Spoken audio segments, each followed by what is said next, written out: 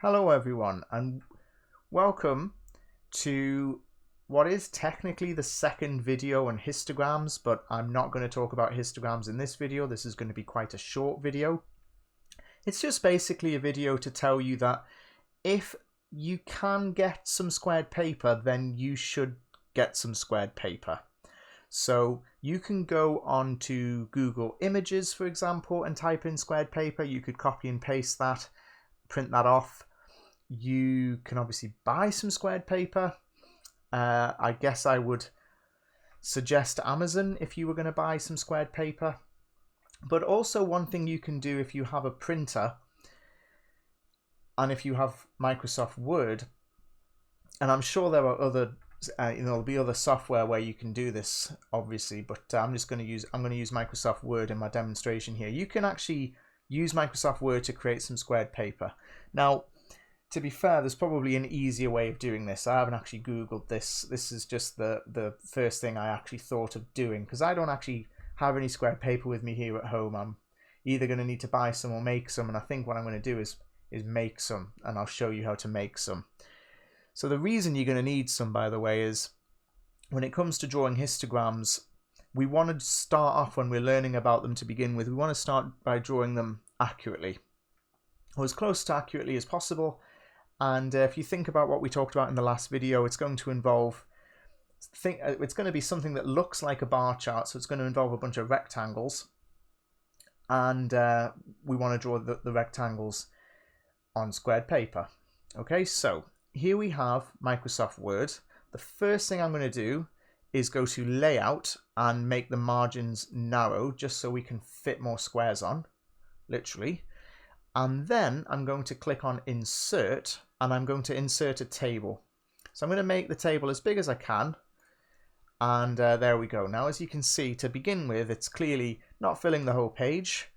The lines themselves are going to obviously completely, they're going to be too dark for drawing on when we print them off, and also clearly they're not squares. So we're going to fix each of those problems now. Okay, so I select the table. Now be really careful about when you select the table, because if you go too far, you go down there, it doesn't allow you to edit the table. So what you want to do is carefully select the table itself, and then you've got these two options here.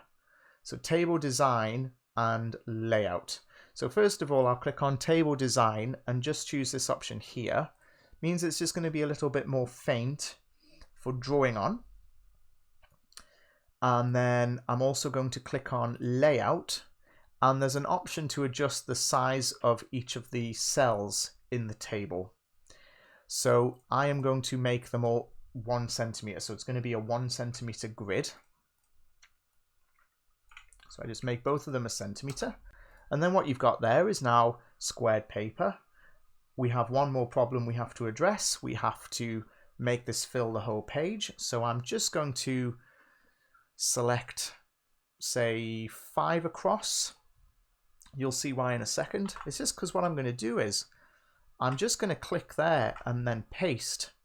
So if you're not sure how I'm doing that, I'm doing Control-C for copying and then Control-V for pasting. You can also right-click and do it that way as well. And it will actually paste it past the margin, which is useful. It gives you a little bit more. And then what I can do once it's actually filled that in is select all of that, press Control-C, click there, Control-V, Control-V, Control-V, takes it onto the next page. So I just select that, press delete, or backspace, sorry. So there you go. I've now filled a page on Microsoft Word with a table, which is quite a big table, and it's a 1 centimeter by 1 centimeter grid. So now I just press print.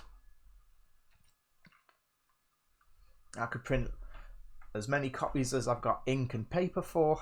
I'm just going to print one off so you can see it. And then I'll end this video, to be honest with you, and start the next video with the assumption that you have squared paper. So anyway, that was the noise of my printer. That's the squared paper that I've printed off. About 1 centimeter. If you have squared paper of your own and it's not exactly 1 centimeter and it's maybe a bit smaller, don't worry about that. This is just for anyone who actually wants to make their own. Anyway, I'll see you in the next video. Don't worry if you can't actually get any squared paper. You'll still be able to follow through the video and do the questions. It's just going to be easier for you if you can get a hold of some squared paper.